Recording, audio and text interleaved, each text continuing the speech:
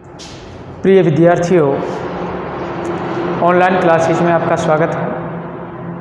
देखो, आज हम कवि धूमिल की कविता मोची राम का प्रारंभ पढ़ेंगे। मोची राम नाम से एक कविता लिखी थी कवि धूमिल ने।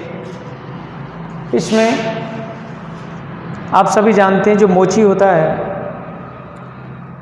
जूते बनाने का काम करता है, उसके माध्यम से कवि ने व्यंग्यात्मक रूप व्यंग किया है।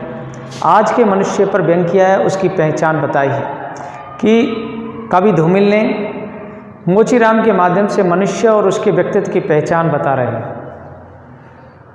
तो देखो, मैं इस कविता को पहले पढ़ता हूँ।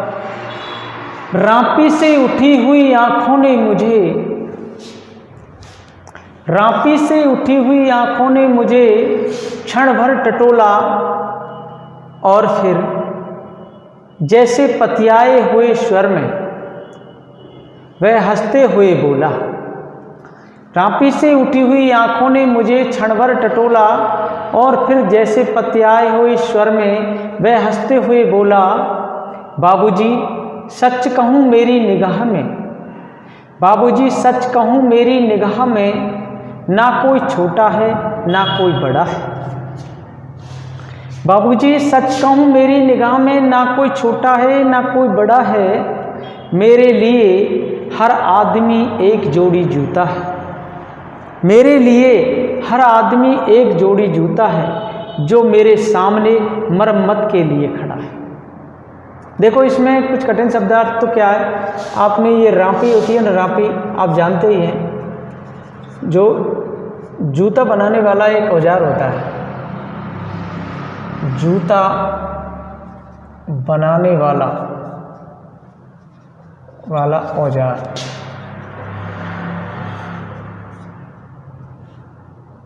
जो खाल को छील करके जूता बनाने वाला औजार होता है रापी। और पतियाए शब्द आया है। पतियाए का मतलब होता है विश्वास।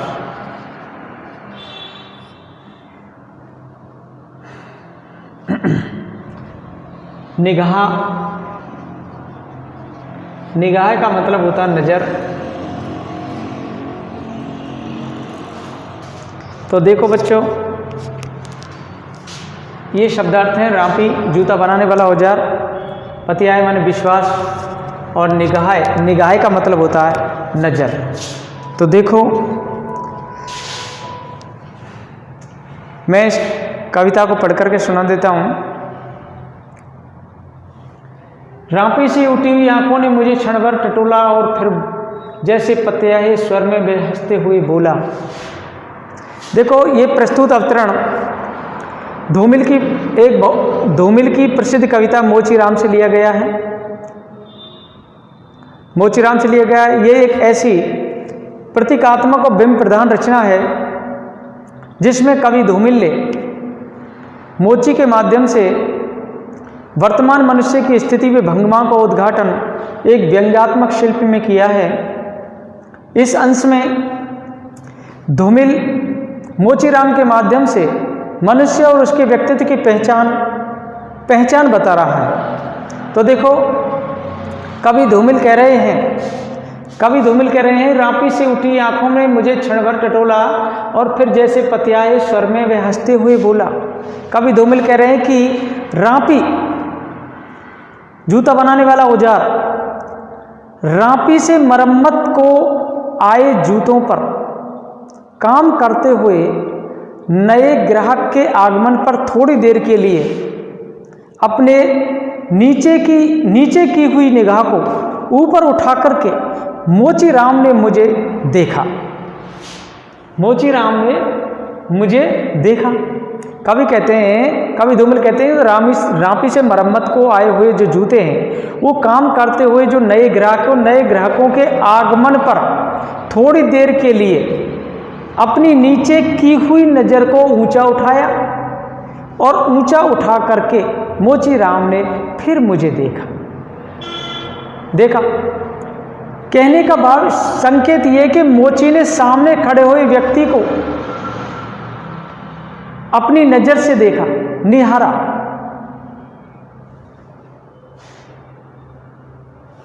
नजर से निहारा।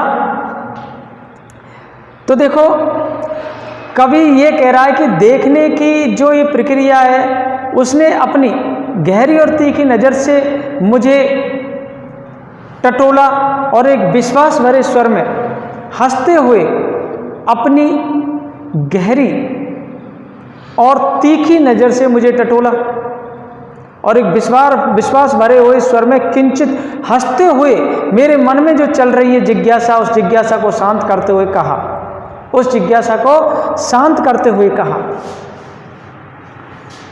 बाबूजी सच कहूँ मेरी निगाह में ना कोई छोटा है ना कोई बड़ा है, मेरे लिए हर आदमी एक जोड़ी जूता है जो मेरे सामने मरम्मत के लिए खड़ा है, जो मेरे सामने मरम्मत के लिए खड़ा है।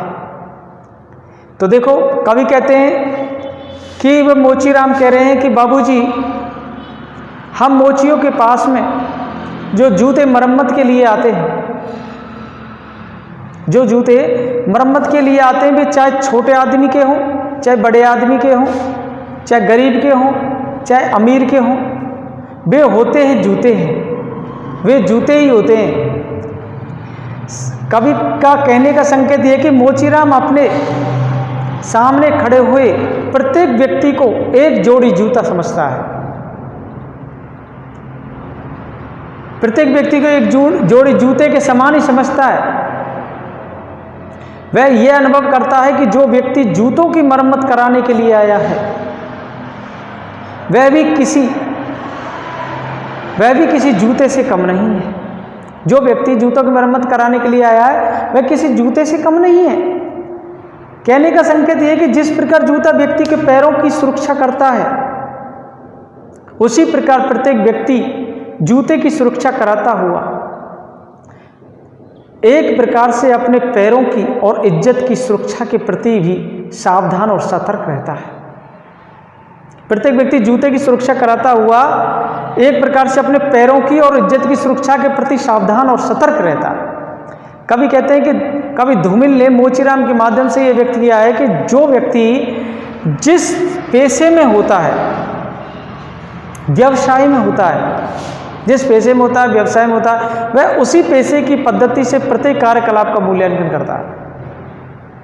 सामने हुए व्यक्ति को एकमात्र एक जोड़ी जूता समझ करके धूमिल ने यह संकेत किया है कि आज यह स्थिति हो गई है कि प्रत्येक व्यक्ति अपना जो भी दृष्टिकोण रखता है उसमें वह स्पष्ट नहीं है। ये अगला पद है।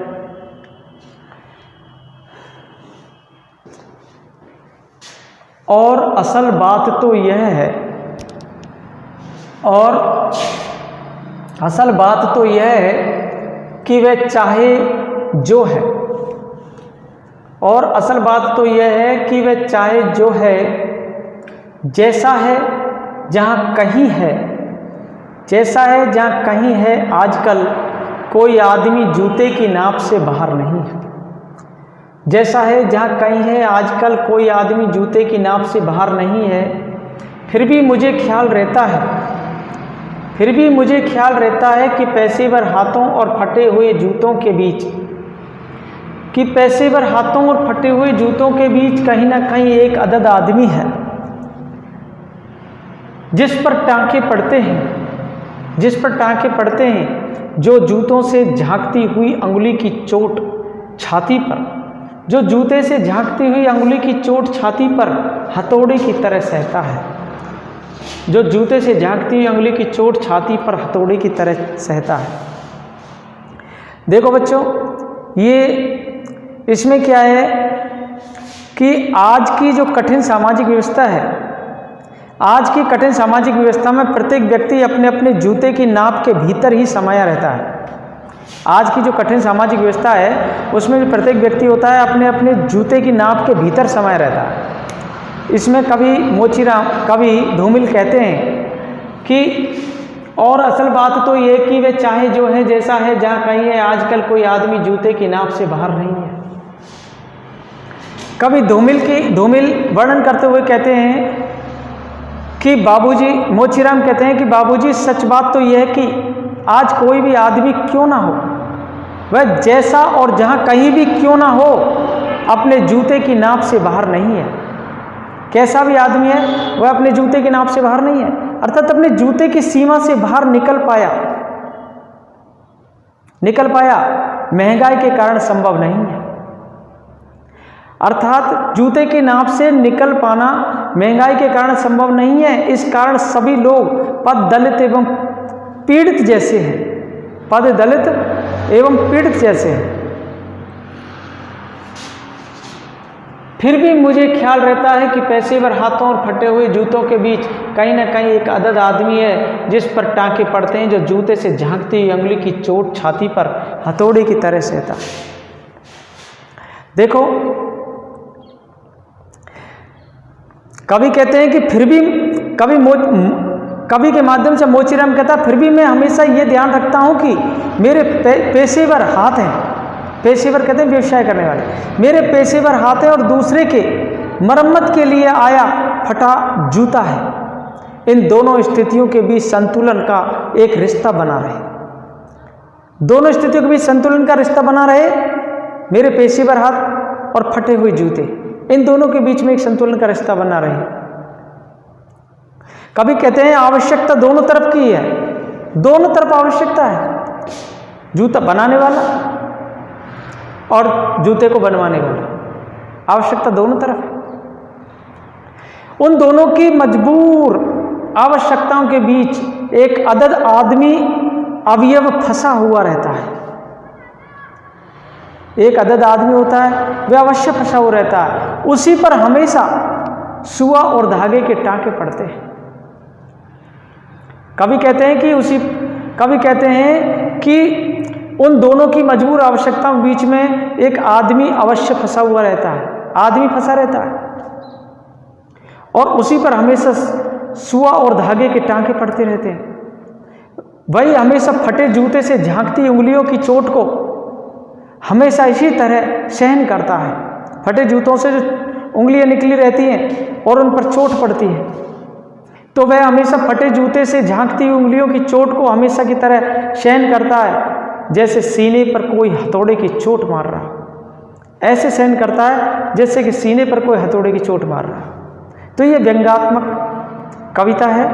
इस अंश में क्या है कि इस कविता में फटे जूते वाले लोगों की आर्थिक दबाव के कारण एक मानसिक संवेदना की एक अभिव्यंजना की गई है, मार्मिक व्यंजना की गई है और इसमें एक मानवीय संवेदना है, व्यवस्था का प्रतीकात्मक चित्रण दिखाया गया है और जो इसकी भाषा है वो बहुत ही सरल प्रभावपूर्ण है। धन्यवाद।